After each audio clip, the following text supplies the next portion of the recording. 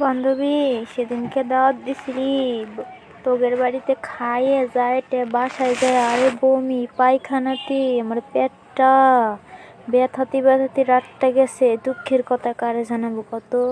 আমার আম্মু হাসপাতাল থেকে ডাক্তার ডাইকে আইনা আমাকে মনে করলি চিকিৎসা করাইছে, তারপরে মনে করলি ব্যথা কমে না। কি করবো আমি কত বান্ধবী, তারপরেও একটু একটু ব্যথা আছে পেটে। সারা রাতটা বইরে মনে করলি ব্যথায় ব্যথায় আমার রাতটা গেছে। মনে করলি আমার বয়ফ্রেন্ডের সাথেও কথা বলতে পারি, বুঝোস নাই। কেমনে তোরে বোঝাবো বলতো, তোরা আমার কি খাওয়াইছিলি কত না, তোর পরিকল্পনা ছিল যে আমার খাবারের ভিতরে কিছু মিশিয়েছিলি।